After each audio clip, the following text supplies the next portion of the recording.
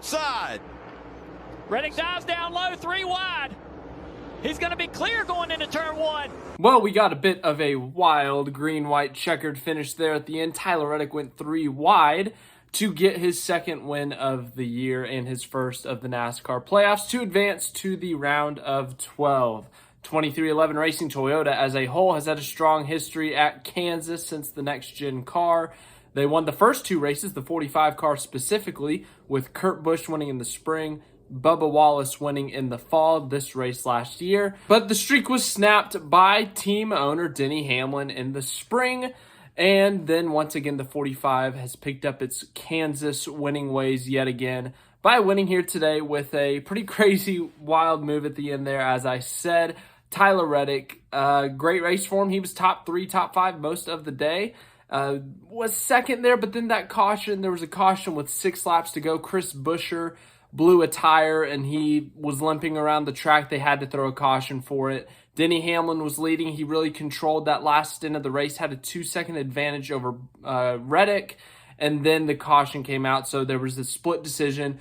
Daniel Suarez was the only guy to stay out. Joey Logano, Erik Jones, and Kyle Busch all took 2 tires, and then everyone else took 4, so I really thought there was going to be a wreck. I thought Suarez would spin the tires. Someone would make an over-aggressive move on someone with 2 tires. I just thought there was no way they make it through this clean. They were very clean. I got to give the drivers credit. They usually go a little crazy as of recently on late race restarts, but they kept it clean and respectful this time. And it was a fantastic move by Tyler Reddick to take the Jones and Logano 3 wide and to go make that move to get the win. So great move, well-deserved. They ran great. But yes, Tyler Reddick wins to advance. That was my preseason championship pick. Tyler Reddick, I thought he might upset the world. And I usually stay loyal to my championship pick. If I pick him preseason, I stay loyal to him all the way through Phoenix if I have to. This year was different, though. I didn't quite trust this 45 team to make it. Instead, I changed my championship pick, and I picked the 19 car.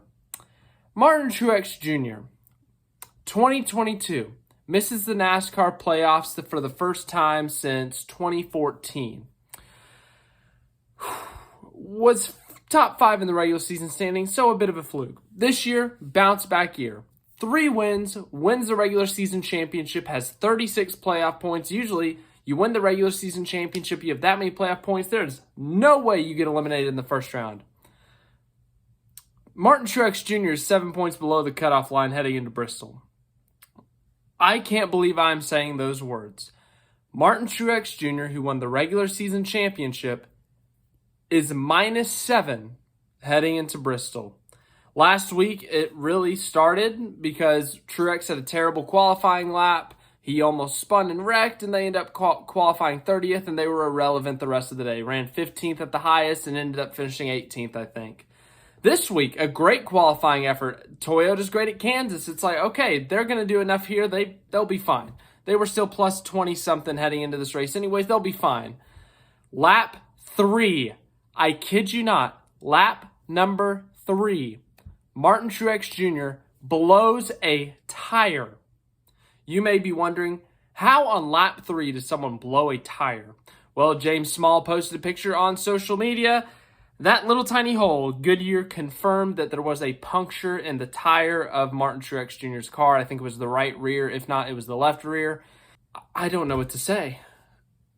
This is why this format is so messed up. I mean, you can lead the points for so long in the first 29 races. You can do great. You can do everything right. But because of one poor qualifying effort, because of a fluky tire puncture, Martin Truex Jr. could be out of championship contention with, 7 races to go? It blows my mind that you can win the regular season championship, lead the points for 15 straight weeks or however long they were leading the regular season points, 10 straight weeks, something like that, that you can do that, have a comfortable gap in your regular season championship lead. But 3 races later, you're out of championship contention. It blows my mind. Now, once again, he has not been eliminated yet, but I don't feel good about Truex right now. Bristol's up next. If it was Martinsville, Richmond, one of the other short tracks, I'd say great. Truex has won multiple races there. He's run well in the next-gen car there. I'm not too concerned. I am concerned about Bristol. Truex has never won at Bristol. I think they said on the broadcast today, Truex, the last time he got a top 5 at Bristol was 2012. That's when he was with Michael Waltrip Racing. Bristol has never been his strongest track. I don't know what it is about it, but it just hasn't. I'm concerned for Martin Truex Jr. This could be it. Now, once again, he's still in a Joe Gibbs Racing Toyota. He's still a Cup Series champion. He could very well get it done in it. He's only 7 points behind. You can make that up in a stage. But man, fortune the last 2 weeks has not been on their side. This is like what happened with Kevin Harvick in 2020. Well, kind of, in a sense. Remember, Kevin Harvick in 2020 in the round of 8, he had 60-something playoff points. He had 9 wins on the year. Everything was going right. He finishes second at Kansas in that first race in the round of 8 to Joey Logano. Fantastic. He's in a great place. Yeah, Joey Logano, he was below the cut line in terms of the points, but Harvick's still 43 points above, I think. Texas hits the wall on lap 15 or something, has damage, goes multiple laps down, finishes in the mid-20s. Doesn't score any stage points. Martinsville, early penalty, goes a couple laps down, no stage points, rallies back to 13th, wrecks himself trying to get that final point. Eliminated. Martin Truex Jr., the regular season champion. We have never seen a regular season champion, I think we have never seen a regular season champion get eliminated in the first round. This year, very high risk that it could happen. I can't believe this is a possibility. I can't believe this format is a possibility, but this format's a possibility.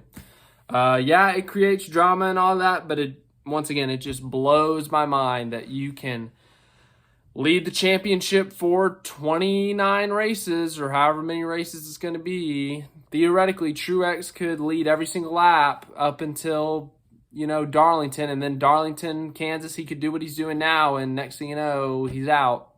It just it blows my mind. But other playoff guys had issues as well. As I said, Chris Buescher with 6 to go blew a tire, but he was able to keep it straight, keep it on the track. He still finished bad, but he salvaged the points a little bit. He scored a couple of stage points. But then the other big hit was Bubba Wallace. Wallace at Kansas, I don't know what Bubba knows, but he knows something that everyone else doesn't because that is his best track by far. He was running second to what at the time looked like a very dominant Kyle Larson. And Bubba was doing great. Collected 9 stage points in the first stage. Was once again running second in the second stage. Blows a right rear tire, hits the wall, breaks a toe link. They have to fix that toe link. He goes 5 laps down, I want to say, and that ends his day. No big wrecks the rest of the day, so no one really taken out after that except for Harrison Burton. But that may end Bubba's playoff run. The reason I had Bubba in my round of 12 was because he was so good at this track. But unfortunately, this track, for some reason in the playoffs, is unpredictable. We saw multiple guys involved in incidents or have problems today. Christopher Bell's pit crew, multiple issues today. As I said, Bubba Wallace involved in a wreck. Martin Truex Jr. involved in a wreck. Chris Buescher involved in a wreck. Michael McDowell was technically involved in a wreck, had a little bit of front end damage after spinning out Austin Cindric. Ricky Stenhouse Jr. had some problems early on. Ross Chastain, he had a penalty at some point today. The list goes on. We could go through these all, but the point being, the playoffs can be chaotic, and Kansas sometimes helps it. But let's go through the finishing results, then I will show you the point standings. So Tyler Reddick, as I said, is your winner today. 3 out of 4 races in the next-gen era have been won by the number 45. 3 different drivers, which is very interesting. But Reddick, great job today. They seem like they have cleaned up their mistakes. That was something I talked about before the playoffs, is that this team is mistake prone, whether it's not getting the lug nut tight and the tire flying off at Nashville, or the same situation at Michigan while in contention for the win, or whether it's Reddick wrecking, whatever it may be. This team has had a lot of issues this year, but the first 2 races of the playoffs, they have kept it clean and they have shown winning speed. They finished second last week at Darlington, led a lot of laps in that one. Today, they didn't lead as many laps, but they were top 5 most of the day, put themselves in position and Tyler Reddick on that last restart got it done, was able to get the win at Kansas. He gets 5 bonus points heading into the next round, and he also doesn't have to worry about Bristol. He was in a great points position either way. Even if he finished second to Erik Jones or something, he would have been like plus. He might have clinched in on points, but the bonus points that comes with the win, the trophy that comes with the win as well, that's something everyone wants. Denny Hamlin finished his second, won this race in the spring. Once again, a great job by him, but he really could have 2 wins in this round already. Dominated the Southern 500 before a loose wheel, and then today was in position to win this race. Really dominated that last stint of the race, but because of the caution, because of coming out behind guys on pit road, not lining up in the greatest position on the restart, and just guys on old tires moving all over the place, Hamlin has to settle for second, but once again, he's in great points position. Erik Jones, surprisingly his first top 5 of the year. Legacy Motor Club, it's been a disaster this year. There's no secret about it. As good of a year as they had last year, this year has been terrible. They're in the mid to late 20s in terms of the points. But Jones himself has had some great runs. Last week ran top 10 at Darlington, and this week was his best run. Was in the top 10 the entire day, was even in the top 5 for like a pretty solid portion of the day. And Jones, even though he stayed out late or took 2 tires on that late restart, and I thought he was going to go backwards, he held on, was fighting for the lead, fighting for the win, really, with Logano and Reddick, and he ends up getting a 3rd-place finish. A very strong run for him. This was not a fluke 3rd-place finish at all. They were top 5. They were 4th or 5th before that caution came out. So, great day for Erik Jones. In fact, technically, the first top 5 in the history of Legacy Motor Club, at least under that name. 4th place, Kyle Larson dominated the first half of this race, led 98 laps, or 99 actually, and won stage 1. But unfortunately, on a restart, just got shuffled to the back. There was a mixed strategy. Him, Chase Elliott, Ross Chastain, and about 8 other guys stayed out.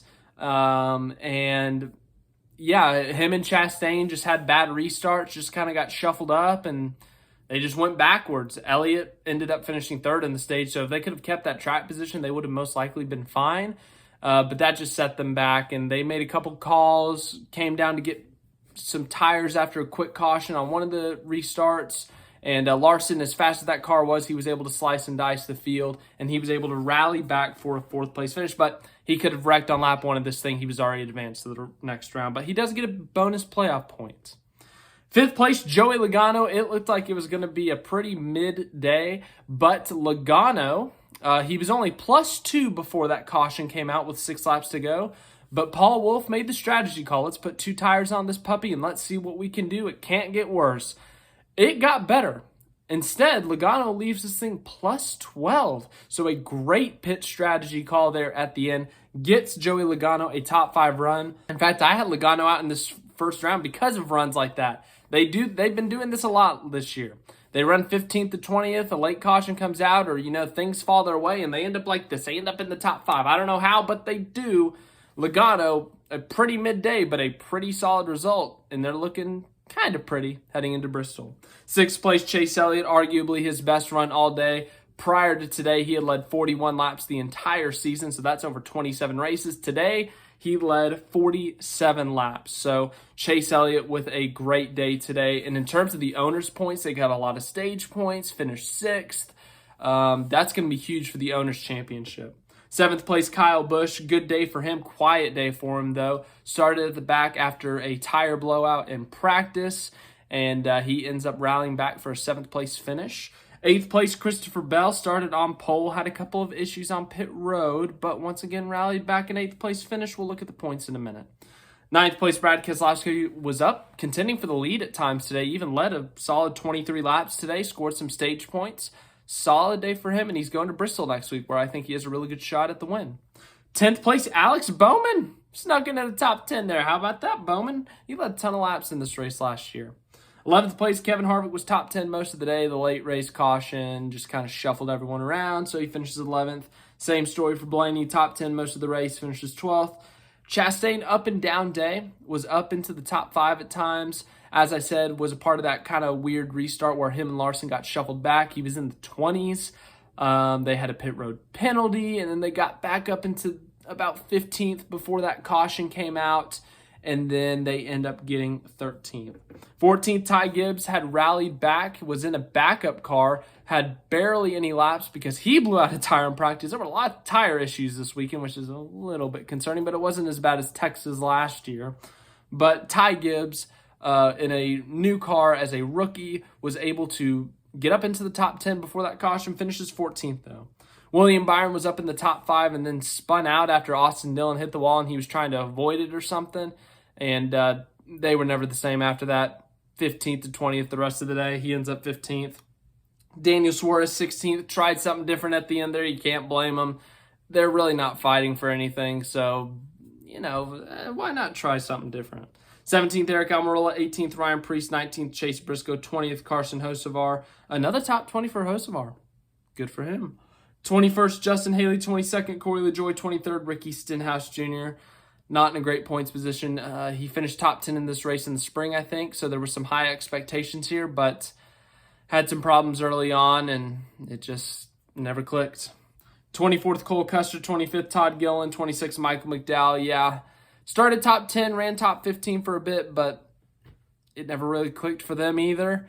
Then they got some damage after spinning out Austin Cindric, and that really just unraveled their day. So McDowell ends up 26th, Chris Buescher 27th. Was top 15 right before that thing happened. The tire blowout had collected a couple of stage points. It wasn't his best run, but it was enough that they would have been safe, like plus 20-something. And that tire blowout, that killed him. And now they're at a little bit of risk here heading into Bristol, so they got to be careful next week. But they are the defending winner. 28th, Ty Dillon. 29th, Sheldon Creed in his Cup Series debut. Kept it clean all day. Respectable finish. 30th, AJ Allmendinger. 31st, Austin Cindric. 32nd, Bubba Wallace once again. So good at this racetrack, was doing everything right, but tires, man. These tires today sucked sometimes, and unfortunately for Bubba Wallace, it bit him, and nothing he could do about it, but in a really bad position heading into Bristol. 33rd, Austin Dillon, as I said, was involved in a wreck where he just kind of lost it. 34th, J.J. Ely. 35th, Harrison Burton. Made some contact with, who was it? I can't remember who. He made contact with someone, ended up getting damaged, cut a tire down, and wrecked. And then last, Martin Truex Jr. only made it 3 laps into this race. Yeah, I don't know what to tell you. All right, so here's your point standings. Kyle Larson in with a win. Tyler Reddick in with a win. Denny Hamlin and William Byron could theoretically clinch on points early in this Bristol race. If Byron were to win stage 1 and Truex were to score 0 stage points, I think Byron clinches. You got to be like 55 above the cutoff line, so maybe Byron needs both stages, but Hamlin can clinch in stage 1. But okay, let's be honest. Hamlin, Byron, Keselowski, Blaney, Busch, I would say are safe unless they crash in stage 1. Like, realistically, they're fine.